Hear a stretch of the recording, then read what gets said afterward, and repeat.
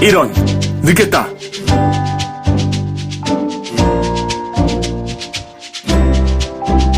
안녕하세요.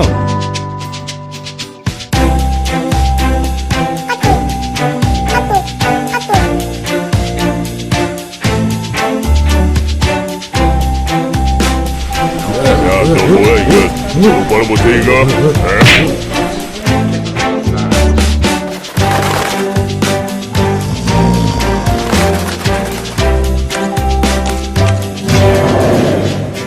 뭐야, 이건 예배가 아니잖아!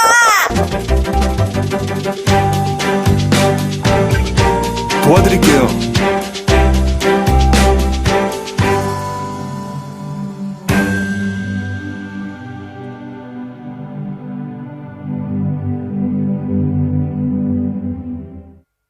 쪽 마가복음 1장 16절부터 20절 말씀 한 절씩 교독하겠습니다. 갈릴리 해변으로 지나가시다가 시몬과 그 형제 안드레가 바다에 금을 던지는 것을 보시니 그들은 어부라.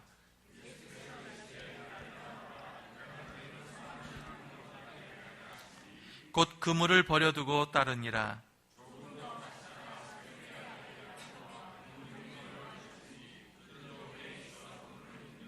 같이 봉독합니다. 곧 부르시니 그 아버지 세베대를 품꾼들과 함께 예수를 따라가니라. 아멘. 이 시간 김하정 자매님 나오셔서 간증 후에 나를 따라오라는 제목으로 김용희 선교사님 말씀 전해 주시겠습니다.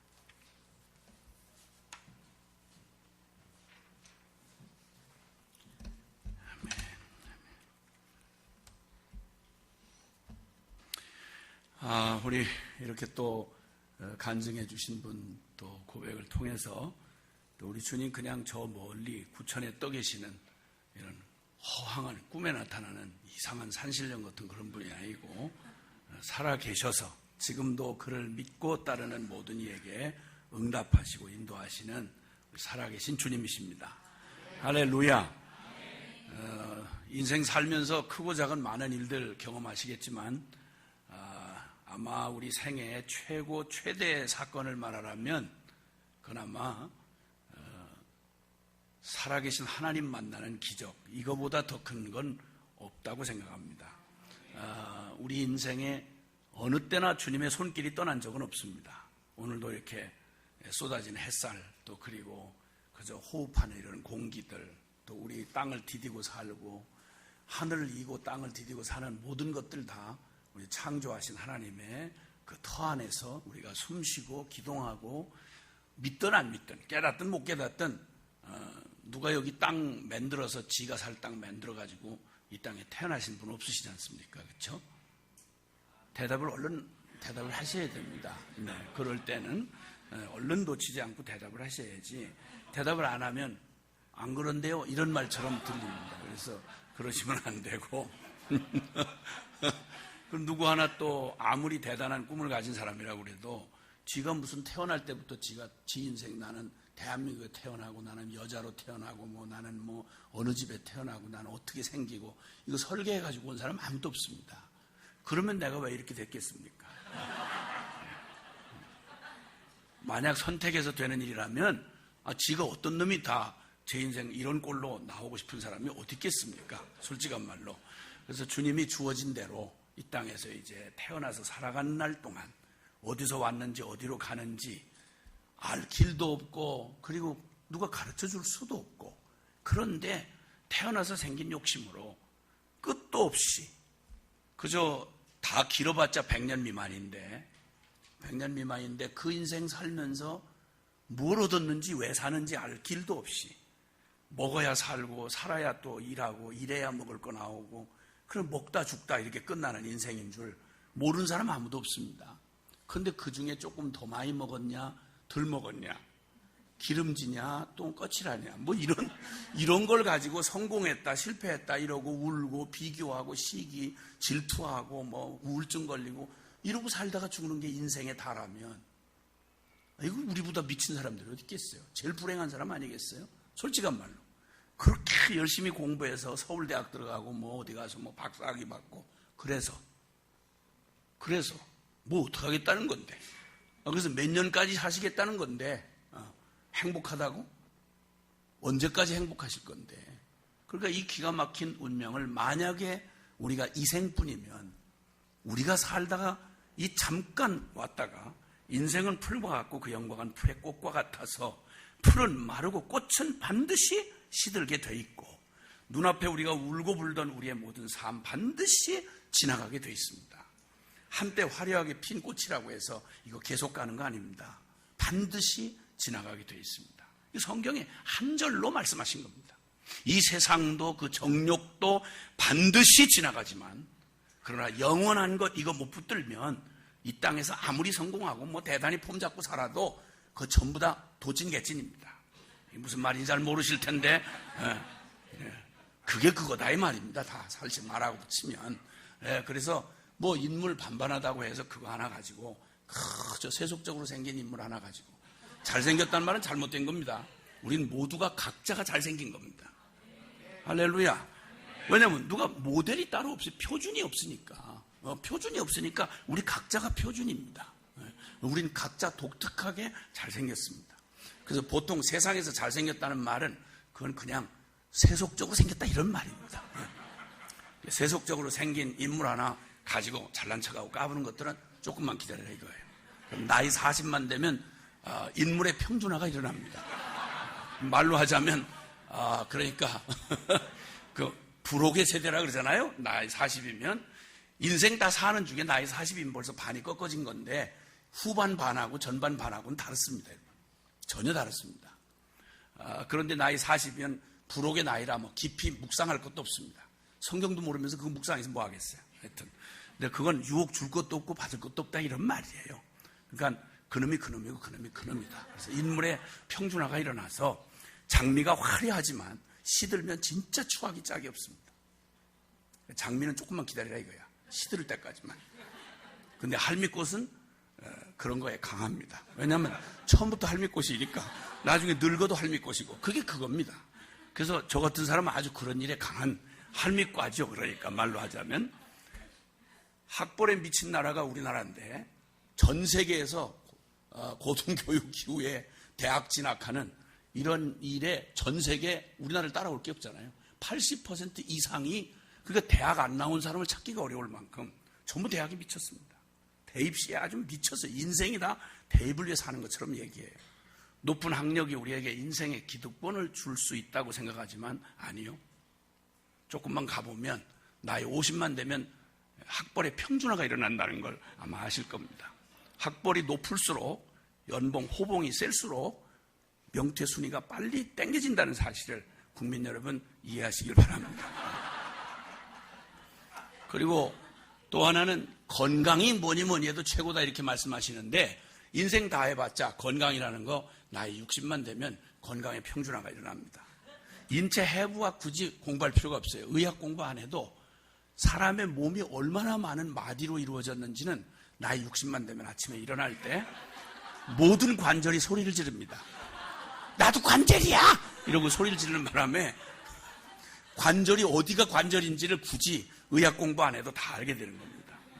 그래서 결국은 다 건강, 아무리 뭐 대단하게 건강 관리 잘 하시고 또 막 이렇게 냉수마찰 하시고 막 근육 만들고 이렇게 해가지고 남이 뒤에서 보면 완전히 20대 청년 등판이야. 완전히 겨울에 막 김이 무릉무릉 하는데 우통 딱 벗고 막 분당 요 옆에서 막 그냥 냉수마찰하고 막 청년 몸 좋네. 그러면 뒤를 쳐다 나 90이야 이렇게 얘기를 하면 부러운 게 아니라 무섭습니다. 90대신 분이 20대 청년을 하고 다니면 20대는 어떡하란 말입니까? 그거 그렇게 참 서로 모든 인류를 생각하셔야지. 나이 90에 20대 청년 등판을 갖고 다니시면 어떡하냐고. 그리고 위험합니다. 그런 분일수록 갑자기 돌아가세요. 자기 건강을 믿기 때문에 젊은이의 건강하고 노인의 건강은 전혀 다릅니다. 피어오르는 건강하고 지는 건강하고는 차이가 다르다는 겁니다. 아침 주일 아침에 이렇게 허망한 얘기를 해서 사람 짜증나게 하나 이렇게 생각하시겠지만 현실입니다. 그래서 어차피 지나가는 거에 거기다가 운명을 걸면 그거 무너지고 썩는 날 같이 나도 썩습니다. 여러분. 그러니까 인생 살면서 영원한 거 못 붙잡으면 다 말짱 도루묵이다 이 말이에요. 이 세상도 그 정욕도 반드시 지나간다. 그러므로 어떻게 해야 되느냐? 지나가는 거에 울고불고 일비일이하다가 인생 탕진하지 말고 영원한 거 붙잡으라 이 말입니다. 영원하신 하나님의 뜻은 영원히 거하느니라. 오늘 이 아침에, 그래서 우리는 오늘 이 아침에 눈에 번쩍이는 현실에 속지 말고 이제 영원히 변치 아니할, 오늘 우리는 어쨌든 선택해야 합니다. 사실은 영원이란 시간은 먼 훗날의 시간이 아닙니다. 지금 영원을 사느냐 아니면 허망한 이 일시적인 삶을 선택하느냐 하는 건 오늘의 문제지 죽어 그 다음의 문제가 아닙니다. 그래서 오늘 이 자리에서 이 짧은 시간이지만 분명하게 기억하셔야 할 건, 이건 매번 반복되는 주일날 예배 시간이 아니고 내 생애에는 두 번 다시 오지 못할, 어쩌면 내 마지막 인생의 기회인지도 모르는 것입니다. 그리고 만약에 준비된 마음으로 오늘 주님 짧은 시간 이 말씀을 통해서, 예배를 통해서 역사하시는 살아계신 하나님을 만나는 어떤 분이 만약에 계시다면 그분에게는 오늘이야말로 그분 생애에만 맞이할 수 있는 최대의 명절이 되는 겁니다. 인생 일대에 그냥 대횡재를 하는 날이 되는 겁니다. 운수대통 재수만발, 뭐라고 표현할 길이 없지만 하여튼 모든 얘기를 다 동원해도 오늘 같은 날 없을 만큼 그 충격적인 날이 있습니다. 저 같은 정말 소망 없이 태어난 저의 생애에 저의 운명을 바꾼 딱 한 가지 사건을 꼽으라면 바로 예수님 만난 사건입니다. 이것이 저의 운명 전부를 다 통째로 바꿔놓았습니다. 이런 일이, 그때 저는 교회 교자도 모르고 예수 예자도 모르던 안무태 출신이었습니다. 망한 술집 아들이고 교회 교자도 모르고 예수 예자도 몰랐습니다. 그리고 기가 막힌 사연에 얽혀가지고 가장 초라한 이방인처럼 예배당 저 뒷자리에 너무 낯선 이방인처럼 이렇게 초라하고 쭈그리고 앉아 있었습니다. 아무도 거들떠 보지 않았고 나도 알아들을 수 있는 사람이 아니었습니다. 누구도 몰랐지만 한 분 아는 분이 계셨습니다. 살아계신 주님이십니다. 제가 지금 저의 생명보다 더 사랑하는, 나의 살아있음보다 더 실제이신 살아계신 주님이 제 인생을 찾아와 주셨고 제가 그분을 만났습니다. 긴 설명 없이 어떤 설득도, 어떤 철학도, 어떤 신학도 저를 설득시켜서 존재적인 죄인 나를 바꿀 수 없었는데 주님이 저를 바꿔주셨고, 그리고 그날부터 지금까지 70년대 초에 만난 예수님 따라 그때 훌러덩 미쳐가지고 지금까지 날로 그 증세가 심해져 가고 있습니다. 오늘 이 자리는 그냥 편안하게 얘기를 못하고 중간에 내가 무슨 짓을 할지 모릅니다. 만약 흥분하면 강대상을 집어던지는 수도 있고 별짓을 다 할지 모르니까 준비를 잘하고 계셔야지. 졸다가 맞으시면 고소도 할 수가 없습니다. 보질 못했기 때문에. 그러니까 절대 이 짧은 시간 졸으시면 큰일 납니다. 저도 어쨌든 딴 얘기는 못하고 주님이 제게 말씀해 주셨고 그리고 저보고 나누라고 한 말씀만 나누고 갈 것입니다. 어쨌든 주님이 역사하셔야 합니다. 우리 주님만 기대하십시다. 아멘, 아멘. 오늘 주님이 나를 따르라 라고 하시며 어떤 한 평범한 한 인생의 삶에 갑자기 찾아오셔서 주님이 나를 따라오라 이렇게 말씀하셨습니다. 여러분, 사람이 말이죠, 이렇게 짧은 인생 사는 전체가 다 위기지만 그러나 이 짧은 위기의 인생을 살면서도 정말 맞이하고 싶지 않은 게 있습니다. 그게 뭐냐면 속는 겁니다. 그렇죠? 뭘 속았다 이것처럼 억울할 수가 없잖아요. 있는 대로 내 있는 걸 다 투자했는데 속았다.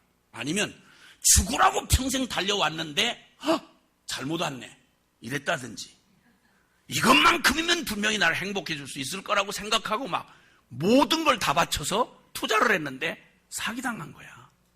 이것처럼 기가 막힐 일 없잖아요. 그렇죠? 여러분, 돈에 사기를 당하면 그럼 진짜 가슴 아프고 어려운 일이지만 돈 잃어버리고 사업만 잃어버리면 됩니다. 근데 사람한테 사기를 당했다. 이거 진짜 펄펄 뛰고 사람 그 충격이 보통 큰 게 아닙니다. 근데 사람한테 사기를 당했다. 그러면 인생 좀 낭비 좀 한 아픔이 있고 상처 좀 받으면 됩니다. 그런데 진짜 평생 지금 짧은 인생만이 아니라 이 시간을 넘어서 저 영원한 운명까지 통째로 걸린 그 문제가 바로 무슨 문제인가 하니 신앙이라고 하는 문제입니다. 영적인 이 문제는 단순히 살아있는 동안 밥 먹고 살고 좀 편히 사는 이런 문제가 아니고 내 영원한 운명이 걸려있는 겁니다. 근데 나 열심히 믿은 줄 알았는데, 나 정말 누구보다 잘 믿는 줄 알았는데, 만약 내가 신앙의 부도를 맞이했다. 이건 이런 끔찍한 일은 상상 속에서 잊지 말아야 합니다. 나 철석같이 믿는 줄 알았는데, 남들이 다 나 인정해 줬는데, 그런데 덜커덕 어느 날 이게 전부 다 사기 맞았구나, 헛믿었구나, 이렇게 되면 세월 낭비, 인생 낭비 정도가 아니라 영원한 운명이 끝장이 난다 이 말입니다. 그래서 교회는 다른 종교 집단하고 다릅니다. 여러분. 엄밀하게 말하면 교회는 종교라는 부류에 넣을 수 없습니다. 다른 모든 종교는 공통점이 있어요. 사람들이 고안해서 만들어낸 게 종교예요. 사람들의 필요에 의해서. 그런 의미에서 말할 때 기독교는 절대 종교가 아닙니다. 기독교는 생명입니다. 아멘? 아멘. 예. 그래서 이 생명, 더군다나 살아계신 하나님을 실제로 만나고 그 주님과 함께 더불어 동행하는 삶, 이 생명으로 살아가는 이 생명의 신앙은 얼마나, 이게 워낙 중요하고 절대적인 문제이다 보니까 이게 얼마나 가짜가 많고 명품일수록 가짜가 많잖아요. 그렇죠? 아니 싸구려를 누가 가짜로 만들 필요가 없어요. 그 자체가 싸구려인데 그걸 왜 돈을 들여서 굳이 그걸 같이 모방을 해서 짝퉁을 만들겠냐고. 짝퉁 만드는 건 돈이 될 게 있으니까 돈 덜 들이고 명품 대접 받자고 하는 게 짝퉁 아니겠어요? 주님 복음이 만약 진짜라면 짝퉁이 한두 가지가 있는 게 아닙니다. 종류도 얼마나 다양한지 사람 숫자만큼이나 종류가 다양합니다. 만약에 내가 믿는 바의 믿음이 그리고 나의 신앙 고백이 두 가지에서 사기를 당할 수 있습니다. 바른 신앙을 고백한다고 믿고 그리고 바른 진리를 분명히 듣고 그리고 그걸 받았는데, 진리는 바르게 받았는데 그걸 믿는다는 내 믿음이 사기를 칠 수 있습니다. 쉽게 말하면 진짜 믿음이 아닌데 내가 믿고 있다고 착각할 수 있다 이 말이죠. 죄송하지만 한번 따라 하십시다. 나를 움직일 수 없는 믿음은 결코 믿음이 아니다. 부담스러워도 아멘 하세요. 왜냐하면 그건 진리니까. 왜냐하면 히브리서 11장 1절 이하에 보면 믿음은 바라는 것들의 실상이요 그리고 보지 못하는 것의 증거다. 그래서 이걸 믿었다고 하는 믿음의 선진들이 다 이로써 증거를 얻었느니라. 그러니까 기독교의 신앙은 그냥 종교적 관념이나 어떤 무늬, 색깔 이런 게 아니고 생명 자체입니다. 그럼 그 생명이 진짜냐 아니냐는 건 복잡할 게 아무것도 없습니다. 주님 말씀하시기를 나무는 그 열매를 보아한다. 그렇죠? 사과나무인지 사과가 매달려 있는 나무 밑에 가서 이게 혹시 감나무 아닐까? 어쩌면 돌연변이가 있어서, 돌연변이 현상이 있어서 감나무에 혹시 사과가 매달렸을지도 몰라. 이렇게 신경을 많이 쓰는 것들은 밥을 많이 먹여야 됩니다. 그건 이론이 필요한 게 아니라 밥을 많이 먹여야 돼요. 아니, 사과가 맺힌 나무는 식물학을 잘 몰라서 사과나무가 어떻게 생긴지 몰라도 알 수 있는 건 사과가 달려있는 나무는 사과나무일 거 아니에요. 그렇죠? 그것도 고민하셔야 됩니까? 아니, 감이 매달려 있으면 감나무지 그게 무슨 다른 나무일 리가, 이거 오렌지 나무는 아닐 거 아닙니까? 주님이 하신 말씀이 제가 하는 말이 아니고 나무는 그 열매를 보아 알지니, 무슨 열매를, 좋은 나무에서 악한 열매를 맺을 수가 없고 악한 나무에서 좋은 열매를 맺을 수가 없다. 너무나 당연한, 누구도 모방할 수 없는 바로 생명의 원리다 이 말입니다. 그 다음에 또 하나는 도금과 정금은 다릅니다. 여러분, 같은 금인 줄 알았는데 불로 시험을 한번 해보면, 불길을 한번 확 이렇게 강한 불길을 줘보면 순금은 불길을 닿으면 닿을수록 점점 순도 100%에 가깝게 99%라고 말할 만큼 정금이 되어집니다. 그러나 아무리 정금처럼 반짝거리고 금인 줄 알았는데 불을 확 시험을 해버리면 도금은 금방 색깔이 바뀝니다. 이거 입힌 거구나, 그냥 모양만 낸 거구나, 금방 알 수 있습니다. 자, 그러면 내 신앙이 진짜인지, 그리고 우리 교회가 정말 주님이 머리가 되시는 정말 몸된 생명의 교회인지 알 수 있는 가장 중요한 누구도 변명할 수 없는 확실한 생명의 증표가 있습니다. 그게 바로 뭐냐면 넌 날 따르라 이렇게 말씀하실 때 주님이 이렇게 한번 불러내시면 그러면 정확하게 드러납니다. 자, 예수님을 정말 생명으로 믿는지 안 믿는지는 절대 외적인 모습으로는 구분할 수가 없습니다. 예배를 드리는 모습 가지고도 모르고 직분 가지고도 더욱 모릅니다. 이건 제 얘기가 아니고 주님이 직접 하신 말씀입니다. 거기에 마태복음 7장 21절 이하에 보면 거기에 보면 찾지 마세요. 왜냐하면 빨리 찾지도 못하기 때문에 그렇고 그 다음에 시간이 짧습니다. 지금 제가 1시간 허락받고 왔는데 1시간 만에 설교를 반드시 끝내야 되는 이런 압박이 있습니다. 부담이 있습니다. 그래서 왜냐하면 우리는 하나님 말씀 듣다가도 점심시간을 놓치면 큰일 납니다. 반드시 은혜는 못 받아도 점심 먹어야 되는 아주 이상한 어떤 관습이 있습니다. 이 전통을 깨기가 진짜 어렵습니다. 나 그래서 잘 교회를 잘 안 가요. 교회 집회를 안 가는데 진짜 어떻게 그냥 정말 저를 불러놓으시고 이 우리 황 목사님 또 어딜 가셨는지 내가 도대체가 아니 주여 하여튼 나중에 오시면 물이 없네. 죄송합니다. 하여튼 얼른 빨리 이제 해야 될 텐데 무슨 얘기가 잊어버렸어요. 뭐라 그랬죠? 황 목사님 어디 갔다 그랬죠? 그 다음 그 이전에 마태복음 7장 21절 나더러 주여 주여 하는 자가 다 천국에 들어갈 것이 아니요 하늘에 계신 아버지의 뜻대로 행하는 자라야 천국에 들어갈 것이다. 너무 지극당연한 말씀을 하고 나니까 22절에 많은 사람이, 적은 게 아니고 많은 사람이 예수님더러 주여 주여 더블로 불렀습니다. 주여 주여, 우리가 주의 이름으로 귀신도 쫓아내고 주의 이름으로 많은 기적과 권능도 행했고 주의 이름으로 선지자 노릇도 했지 않았습니까? 라고 물었습니다. 여러분, 이 정도 되면 기독교계의 유명한 사람입니다. 자, 귀신 많이 나갔고 기적을 많이 베풀었고 이거 주의 이름으로 다 한 거예요. 그 다음에 선지자 노릇까지 했다 그러면 신학 교수 내지는 박사 내지는 목사님 다 포함될 수 있는 거예요. 자, 그런데 이 세 부류가 다 주여 이거 모르십니까? 우리 모르는 사람 없습니다. 대한민국 교회에. 이러고 명함을 내미니까 23절 주님이 뭐라고 말씀하는 거예요? 나는 너희를 도무지 알지 못하니 이 불법을 행한 자야 내게서 떠나가라 이렇게 말씀하셨습니다. 여러분, 그러니까 가슴이 철렁한 거예요. 절대 나의 사역의 열매로 내가 하나님께 속했다는 증거가 될 수 없다는 겁니다. 내 직분으로 안 된다는 겁니다. 내가 혈통적으로 믿는 집에 태어나서 교회 이 성경의 지식이 선지자를 할 만큼 그렇게 준비가 됐다 할지라도 그게 내가 주님 앞에 속했다는 증거가 될 수는 없다라는 사실을, 이거 마지막 심판날에 이런 일이 일어날 거라고 주님 말씀했습니다. 그러니까 그러면 도대체 뭡니까? 도대체 무슨 근거로 알 수가 있겠습니까? 이게 너무 난해한 말씀 아닙니까? 누가 진짜인지 어떻게 알겠습니까? 이렇게 충격을 받는 사람들에게 주님은 전혀 주님에게 있는 그 무엇, 주님에게 있는 그 무엇으로 우리를 초청하신 적이 없습니다. 주님에게 나를 따르라 말씀하셨지 내게 있는 능력을 믿어라, 내게 있는 그 무엇을 믿어라 이렇게 말하지 않았습니다. 여러분, 감사합니다. 없습니다. 예, 감사합니다.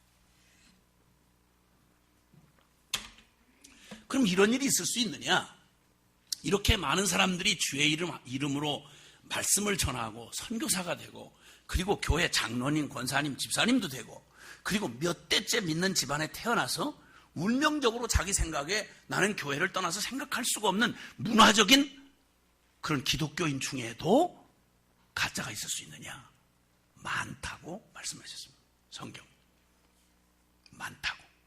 다른 건 다 그만둬 놓고 사복음서만 읽어보셔도 예수님이 친히 하신 말씀만 봐도 얼마나 많은지에 대해서는 말할 것도 없습니다. 그거 과연 어려워서 그러냐? 아니요. 너무 쉬워서, 사람들이 너무 쉬워서 본질 말고 다른 거에 관심이 많아요. 지금도 역시 그럴 수 있습니다. 그러면 주님께서 이 주님의 이 참 두렵고도 떨리는 이 말씀인데 결론적으로 말씀할 때 진짜 이 사람이 정말 예수님에게 속한 사람인지를 아는 건 무엇으로 알 수 있느냐? 그냥 성경 말씀을 간단하게 말씀을 드릴게요. 오늘 주제에 맞는 말씀인데, 생명의 그리스도인이 과연 누구냐, 무엇으로 알 수 있느냐, 아주 간단합니다. 요한계시록 14장으로 한번 가보실까요? 거긴 같이 찾아보시죠. 요한계시록 14장. 요한계시록 14장 찾으셨으면은 4절과 5절 말씀. 하늘나라에서 주님을 찬양하고 하늘나라에 생명책이 기록되어서 주님을 노래할 사람들, 확실하게 구원받은 주님의 사람들입니다. 이 사람들을 어떤 특징이 있느냐? 요한계시록 14장 4절 5절 말씀입니다. 시작. 여자와 더불어 더럽히지 아니하고 순결한 자라, 어린 양이 어디로 인도하든지 따라가는 자며, 사람 가운데서 속량함을 받아 처음 익은 열매로 하나님과 어린 양에게 속한 자들이니 그 입에 거짓말이 없고 흠이 없는 자들이더라. 아멘. 아멘. 자, 여기서 주목해 보아야 할 말씀이, 결과적으로 이 사람들은 거짓이 없고 흠이 없는 자인데, 여기 여자와 더불어 더럽히지 않다는 말은 계시록의 사상으로 보면 여자는 세상을 말합니다. 세상과 같이 짝짝꿍하고 세상과 더불어서 순결을 저버린 신부처럼 주님이 아닌 세상 것으로 그냥 덕지덕지 이렇게 같이 뒤섞여 더럽힌 이런 사람 말고, 순결하게 예수님이, 어린 양, 여기 예수님인데 예수님이 어디로 인도하든지 따라가는 자라. 예배당에 나올 때만 예수님 따라가는 것 같은 모습이 아니고, 내가 마음에 들 때만, 내가 내 상식에 맞고 내 문화와 정서에 맞는데 예수님이 가자고 그러면, 아유, 코드가 맞으셨습니다. 아유, 정말 주님, 아유, 저랑 딱 맞는 분이네. 진짜 따라가겠습니다. 이거 말고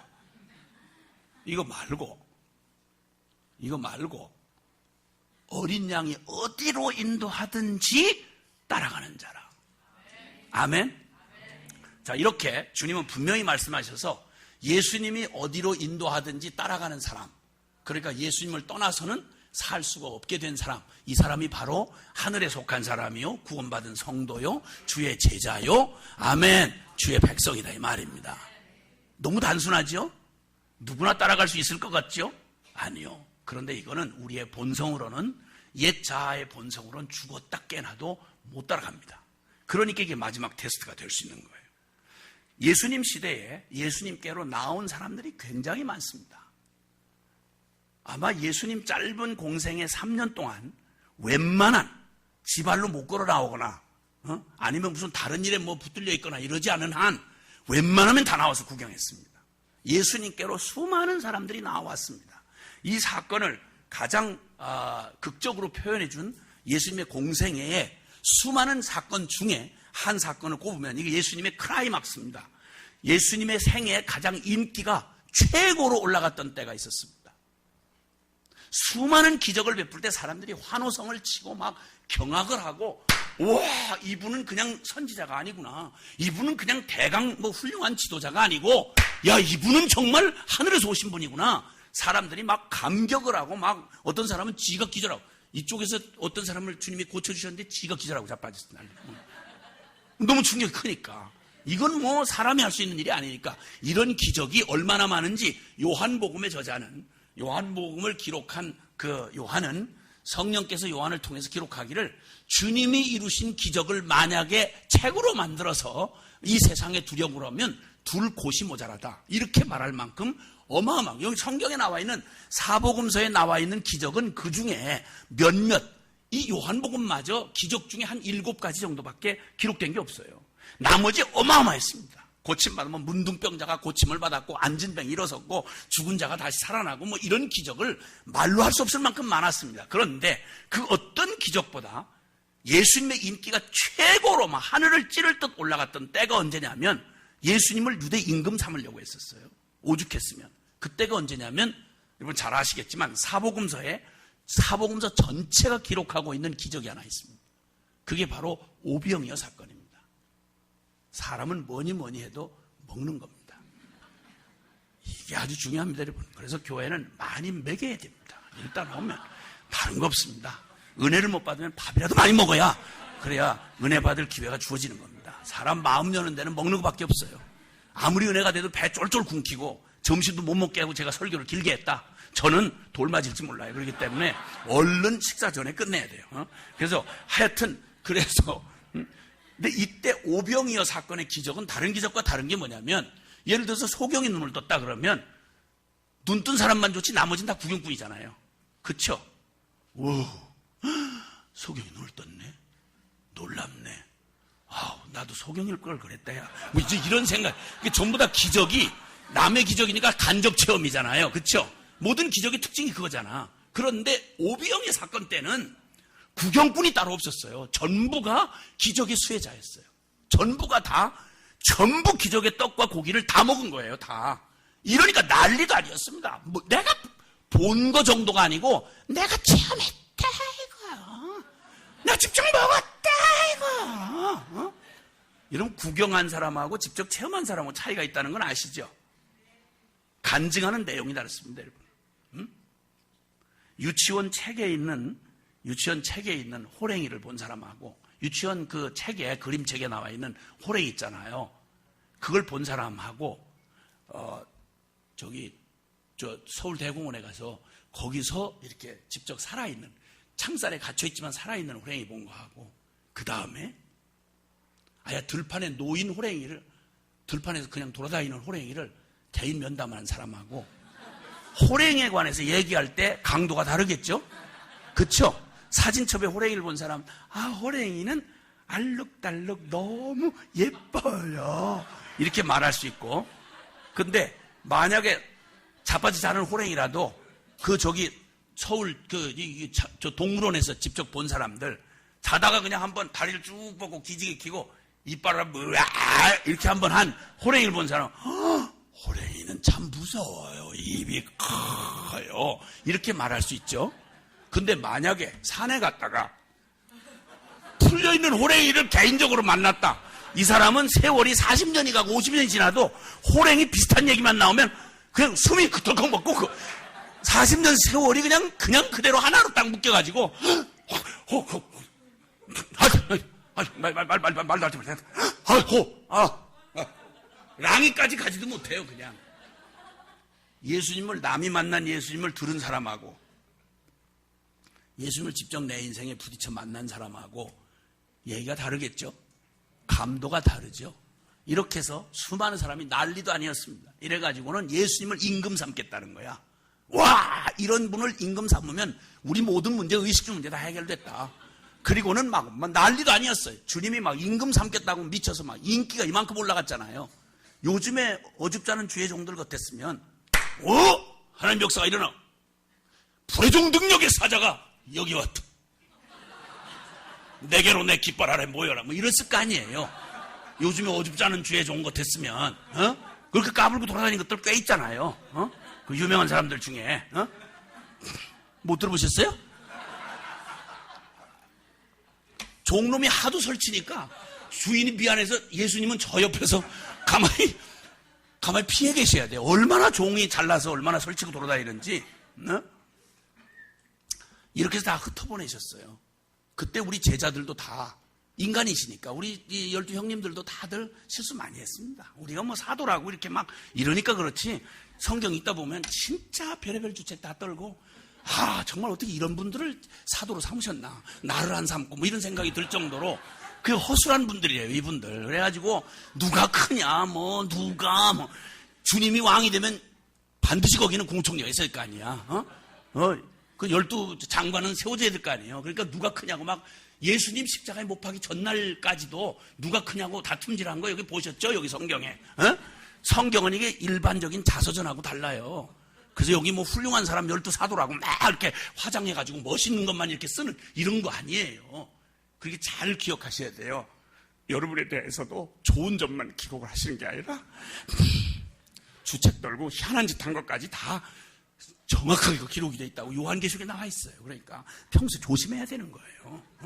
은혜 받을 때 막 은혜 되는 설교 주님 말씀하는데 뒤에서 째려보고 이렇게 하고 날 또 까한다고 막 이렇게 하고 이런 거 다 비디오로 다 찍어져 있다고. 사실은 겁주려고 제가 말씀드린 게 아니라 사실이에요. 사실. 그 다음에 그래가지고는 난리 쳐서 이게 위험하니까 주님이 제자들을 다 따로 먼저 보내셨어요. 격리시켜서 보내시고 이 사람들 다 해산했습니다. 근데 여러분 이렇게 하고 집에 돌아간 사람들이 그냥 잠이 왔겠어요? 난리도 아니었죠. 봤다 이거야. 먹었다 이거야. 그리고는 쫓아 보냈는데도 새카맣게 몰려왔습니다. 예수님 그러면서 새카맣게 그 다음날 몰려온 거예요. 오늘날 우리 교회 개념으로 말하면 부흥이잖아요. 쫓아 보냈는데도 이렇게 꾸역꾸역 몰려오면 우리 교회 부흥한 거 아니에요. 그렇죠? 근데 예수님은 절대 그렇게 보지 않으셨어요. 사람에 대하여 누구의 설명을 들으실 필요가 없어요. 그 사람들이 왜 예수님을 찾아오는지 동기를 너무너무 잘 아세요. 사람에 대하여 누구의 증거를 받을 필요가 없다고 요한복음 2장에 말해주고 있어요. 사람은 우리 외모밖에 못 보지만 주님은 우리의 중심을 보시는 분이에요. 이 사람들이 찾아오는 걸 보시고는 주님께서 말씀하셨어요. 요한복음 6장 바로 그 사건이 일어났던 때예요. 그때 주님이 기쁨이 전혀 없이 새카맣게 밀려오는 사람들, 그 어제 기적을 기억하면서 밀려오는 사람들을 향하여 주님 뭐라고 말씀하는 거예요? 너희가 나를 찾는 까닭은 표적을 보고 내가 누구인지를 알아서 나를 필요로 나를 만나려고 나를 따르려고 온 게 아니고 먹고 배부른 까닭에 나를 찾아왔다. 그러면서 콕 찍어서 말씀하기를 썩을 양식을 위하여 일하지 말고 썩지 않은 영생하는 양식을 위하여 일을 하라. 곧 내가 하늘에서 온 참떡 생명의 떡이다. 아멘. 알아듣지는 못할 말씀을 하신 거예요.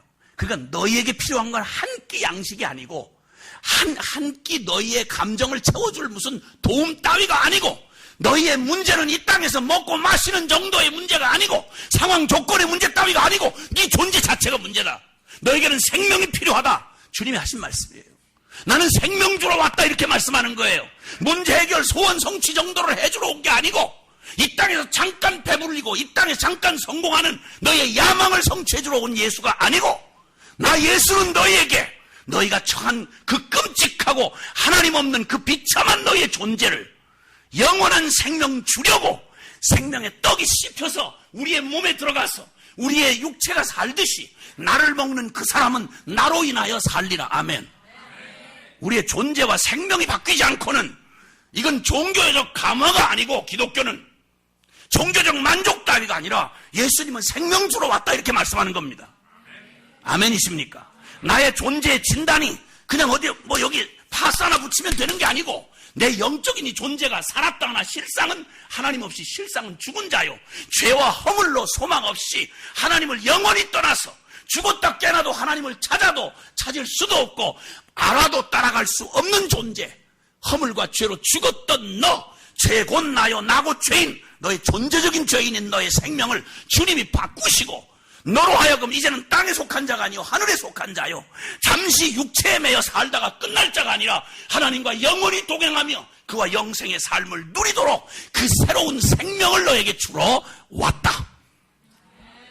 썩을 양식 구하고 떨어지지 말아라. 예수님 손에서 떨어지는 떡 부스러기 하나 얻어먹고 너 떨어지지 말고 넌 날 따르라. 넌 날 따르라. 그리하면 영생을 얻으리라. 아멘.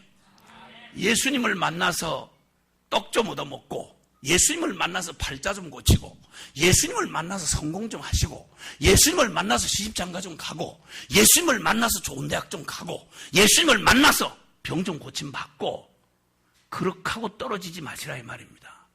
예수님이 아닌 예수님 손에 있는 축복 보따리만 받고 떨어지지 말고 예수님을 만나시기를 바랍니다.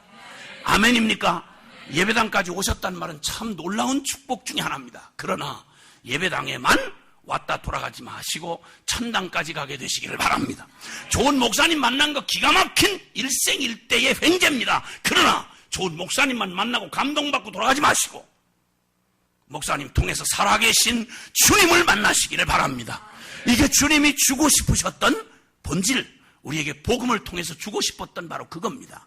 그런데 이렇게 많이 몰려왔던 사람들이 주님이 말씀하시면 보통 생각하면 나는 떡만 얻어먹는 것만 해도 감격이 돼서 그 기적 좀 구경하고 내 문제 해결 소원 성취 받은 것도 감격하니까 그것만 주신 것도 너무 고마워서 왔다고 하는데 내가 생각지 못한 걸 나는 너에게 그런 자잘한 문제만 지역적인 문제만 해결해 주는 게 아니라 너의 근본적이고 존재적이고 생명에 관한 문제를 해결해 주러 왔다 그러면 생각 같으면 내가 바랄 수도 없던 걸 주님이 그것까지 주신다고 그러면 얼른 감사해서 엎어져야 될 거 아닙니까?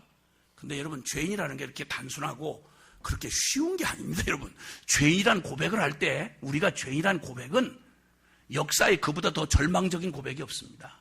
그건 말기 확진받은 것보다 더 절망이고요. 문둥병, 사스, 에볼라, 이거 전부 양성으로 판정받은 것보다 더 끔찍한 판정이 뭐냐면 나는 죄인입니다. 이 말을 고백할 때 그 절망은 이 모든 걸 합친 것보다 더 큰 절망입니다. 하나님께 나아갈 수 있는 길이 없습니다. 인간의 어떤 도덕적인 노력이나 종교나 선행이나 어떠한 방법, 신학 지식이나 이거 가지고 죽었다 깨나도 절대 살아계신 거룩한 하나님 앞에 심판을 피할 수도 없고 그리고 나아갈 수는 더욱 없습니다. 그러기에 복음이 우리 인간에게서 만들어지는 게 아니라 하나님 편에서 전적으로 타락하고 무능한 우리를 위해서 당신의 하나밖에 없는 아들 예수 그리스도를, 그것도 이 땅에 보내시되 그냥 보내는 게 아니라 죄인의 모양으로 보내요 십자가의 갈보리 언덕에서 내 이름표 달고 내가 되어 죽게 하는 이 끔찍하고 이거 감당할 수 없는 이 길이 어떻게 복음이 될 수 있냐 말입니다. 이 잔인한 일이, 나를 위해 구원하러 왔다는 주님이, 전능하신 예수님이 방법이 없어서, 아니면 뭐가 그렇게 심각하길래 나를 구원한다고 하는데 내 이름표 달고 내가 되어서 갈보리 언덕에 뻘거벗게 십자가에서, 여러분 이건 무슨 희생정신, 박애정신 따위가 아닙니다. 여러분 이건 그게 바로 내가 그렇게 하나님 앞에 영원히 저주받아 지옥에 떨어져야 될 내 모습입니다. 여러분, 이걸 저주를 주님이 대신 지시고 이걸 하나님 앞에 심판받고 끝장을 내시고 우리에게 있는 모든 저주를 당신이 저주와 심판을 가져가시고 여기서 끝을 내시고 그리고 당신의 그 부활의 새 생명을 우리에게 전부로 주어서 이제는 우리의 옛 생명이 아니라 예수님의 부활의 새 생명으로 살아가도록 하게 하신 일, 이게 바로 복음 중 복음인 것입니다. 할렐루야. 인간 개선하라고 오신 게 아니고 주님께서 완전히 새로운 피조물로 이 복음 되기 위하여 오신 게 예수 그리스도의 복음인 것입니다. 이 얘기를 알아들을 수 없는 예수님께로 나왔던 사람들이 예수님이 이 어처구니 없는 말씀하시는데 내가 생명의 떡이다. 그랬더니 우리는 우리 모세 우리 이스라엘 백성이 최고 자랑스럽게 생각하는 조상이 모세니까 우리 모세는 광야에서 만나를 내려오게 하지 않았습니까? 이렇게 반론을 피니까 주님께서 말씀하십니다.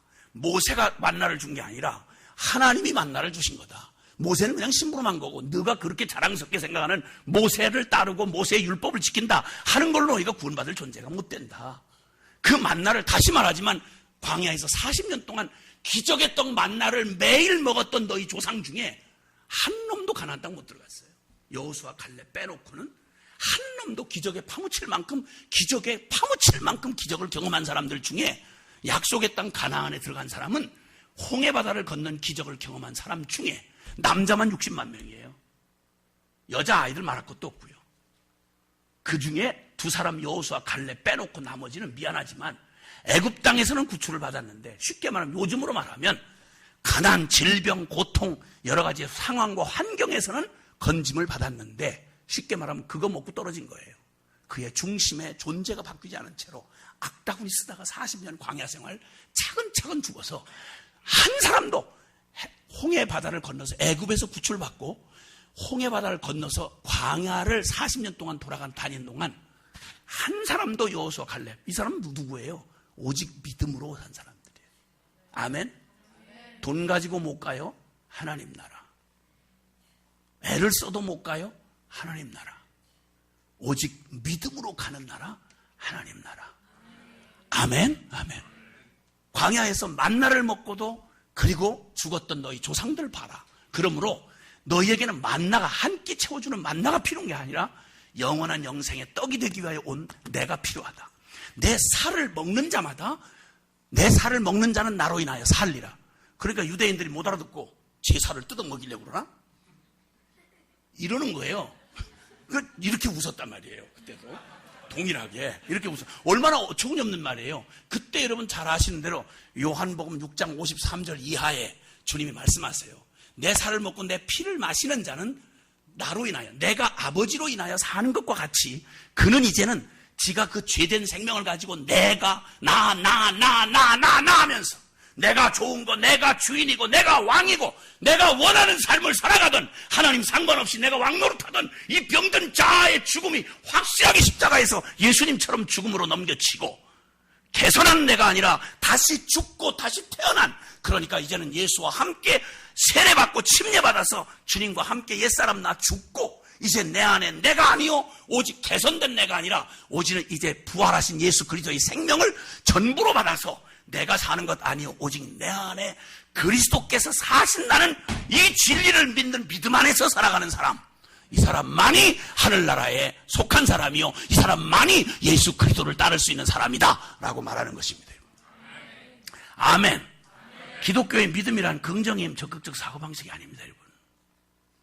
진리를 믿는 믿음입니다. 하나님이 나를 위해서 무슨 일을 행하셨는지를 정확히 알고 믿는 믿음이지, 우리가 심리학적인 표현으로 그런 긍정의 힘 이런 거 아닙니다. 하면 된다. 뭐가 되는데? 여러분, 주님 없이 하면 된다 이러면 곧바로 지옥 가는 길입니다. 되지 말아야 돼요. 하나님 없이 하는 건 되지 말아야 희망이 있습니다, 여러분. 그래야 주님 앞에 두 손 들고 나오는 겁니다. 아멘이십니까? 그래서 갈라디아서 2장 20절은 이렇게 말합니다. 죄송하지만 한번 따라해 주시면 좋겠습니다. 내가 그리스도와 함께 십자가에 못 박혔나니 그런즉 이제는 내가 산 것이 아니요 오직 내 안에 그리스도께서 사신 것이라. 이제 내가 육체 가운데 사는 것은 나를 사랑하사 나를 위하여 자기 몸을 버리신 하나님의 아들을 믿는 믿음 안에서 사는 것이라. 아멘.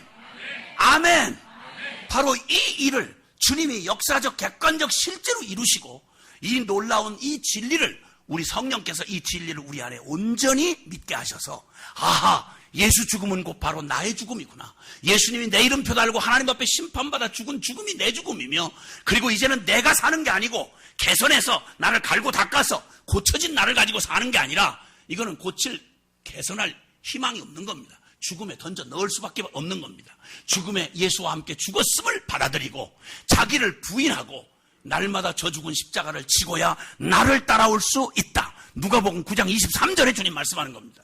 아무든지 나를 따라오려면 누구든지 제 십자가를 지고 자기를 부인하고 제 십자가를 지고야 나를 따라올 수 있다라고 말씀합니다. 여러분, 오늘 주인공인 베드로 형님 경우 주님께서 갑자기 일상 중에 나타나셨습니다. 그런데 그때는 성공한 때가 아니라 밤새도록 그물질을 했는데 고기 한 마리 못 잡았습니다. 그런데 오셔서 그 배를 잠깐 빌리시고는 베드로가 바로 옆에 앉아 있는데 주님이 그날 배에서, 쉽게 말하면 배 위에서 선상 강화를 하셨습니다. 주님의 말씀을 듣는데 이건 인간 선생에서 나오는 말이 아니야. 하늘에 속한 진리야. 그 진리에도 감동을 받았지만 여러분, 그거보다 더 결정적인 것은 주님이 말씀을 듣고 감동을 받고 있는데 주님이 밤새도록 고기 한 마리 못 잡은 그들에게 깊은 곳에 그물을 던지라는 거예요. 상식으로 말이 안 되는 얘기였어요. 잡힐 리가 없어요. 낮인데 더군다나 해가 떴는데 깊은데 고기가 있을 리가 없다고요. 근데 말씀에 의지하여 지금 이미 밤새도록 이렇게 해서 안 되는 거 보니 아는데 선생님 말씀에 감동을 받은 제가 말씀 대접이나 해드린 양으로 한번 그물은 던져보겠습니다. 그리고 휙 던졌어요. 그물이 찢어지게 걸린 거야. 이때 베드로가 보인 반응을 잘 기억하시길 바라요. 고기가 있을 곳이 아닌데 그물을 던졌는데 찢어지게 걸렸어. 그럼 오늘날 개념 없는 교인들 같으면 이렇게 반응을 했을 거예요. 따봉, 대단하신데? 영 개념 없는 놈들은 이제 이런 짓을 했겠죠. 근데 베드로가 어떻게 반응했는지 기억나세요? 누가복음 5장에. 그냥 기적을 보자마자 털썩 주저앉은 거예요. 털썩 주저앉았어요. 그리고는 이렇게 외칩니다. 주여, 나를 떠나소서. 나는 죄인입니다. 주여, 나를 떠나소서. 여러분, 사람이, 죄인이 존재적으로 이런 초월적인 그리고 신적인 이런 능력, 역사 앞에 딱 드러나면요, 제일 먼저 닥쳐오는 게 두려움이에요. 나는 죄인입니다. 나를 떠나소서. 교회는 지금 사람 앞에 있는 거 아닙니다.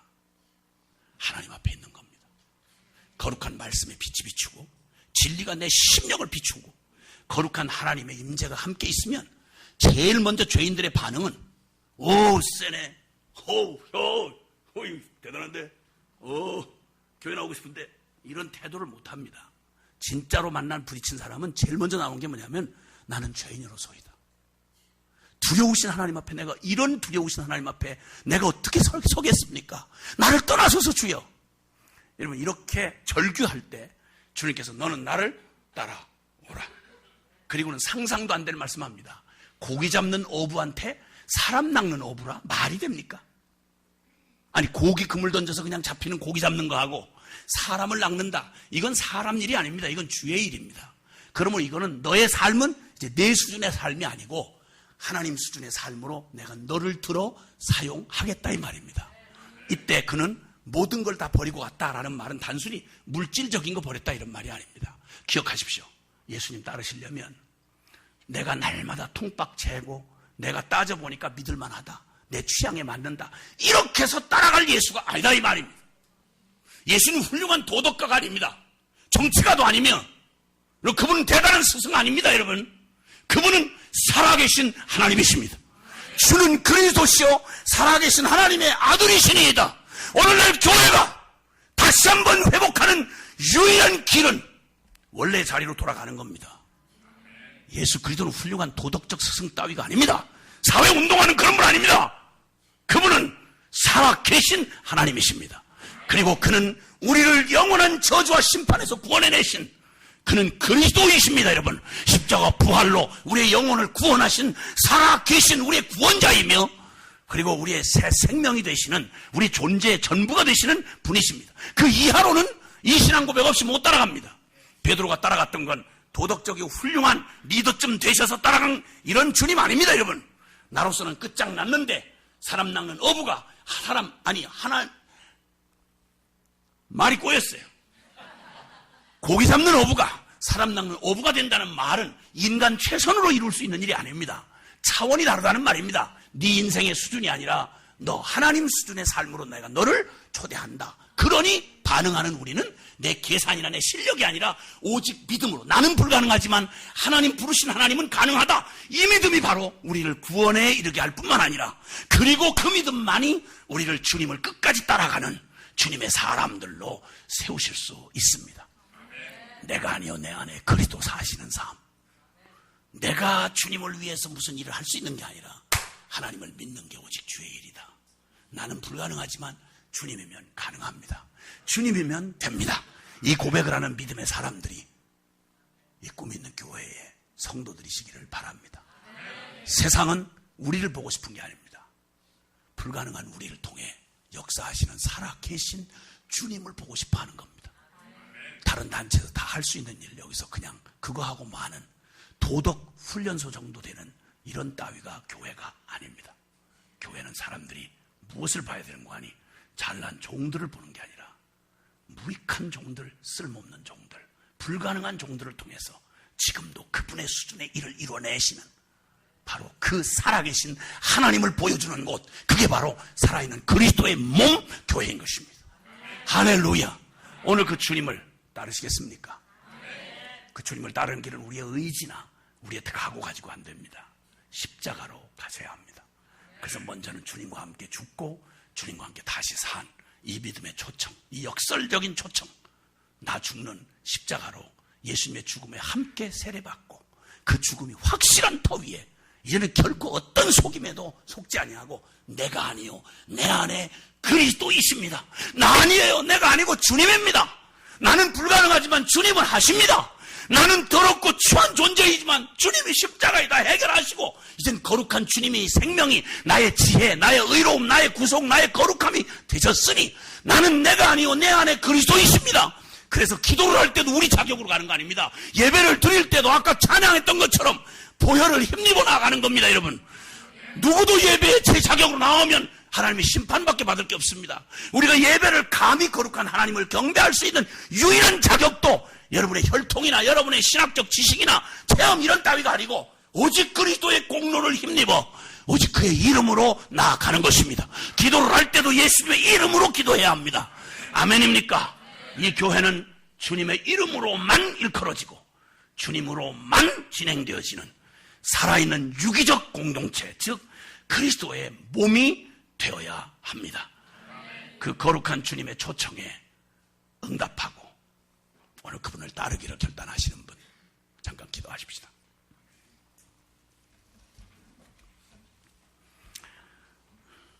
여러분, 십자가의 죽음이 나의 온전한 죽음으로 받아들여진 때는 언제이십니까?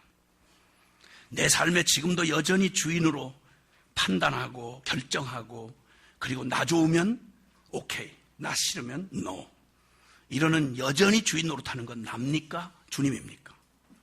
말씀 듣는 가운데 성령께서 깨닫게 하신 대로 여러분 안에 결단하셔야 할, 믿음은 결단의 연속입니다. 지금 이 시간 살아계신 주님 앞에서 성령께서 이 말씀을 통해 여러분의 심령에 말씀한 바에 여러분의 결단이 필요합니다. 주님 알겠습니다. 이제 제가 십자가로 나아갑니다. 주님 알겠습니다. 나 주님 앞에 구원받았지만 그러나 이제 내 힘으로 사는 나의 삶의 의지를 내려놓고 정말 말 그대로 주님이 나의 전부가 되어 주시옵소서. 우리 함께 다 같이 여러분 통성으로 기도하겠습니다. 사랑하시는 아버지 하나님 감사합니다. 오 주님 고맙습니다. 주님의 완전하신 그 사랑, 주님의 완전하신 그 은혜, 오 주님 십자가로 초대하시는 그 십자가로 주님 나아갑니다. 내 영혼이 주의 십자가를 향해 나아갑니다. 주님 죽음 내 죽음, 그리고 주님 부활 나의 부활, 주님 나의 전부가 되시고 주님 나의 전부가 되시고 나의 자리를 떠나 나를 따라오라 하시는 주님 앞에 내가 아니요 이제는 내 안에 주님이 되고 주님의 그 생명으로 순종하고 나아갑니다. 오 주님, 예 주님, 오 주님, 나의 주권을 주께 넘기고 나의 왕, 나의 주, 나의 전부가 되셨습니다. 오늘 주님 나를 인도하시고 주님 내 생명 안에서 주님의 뜻을 나타내 주시옵소서. 오 주님, 오 주님, 예 주님, 예 주님 감사합니다. 오 주님,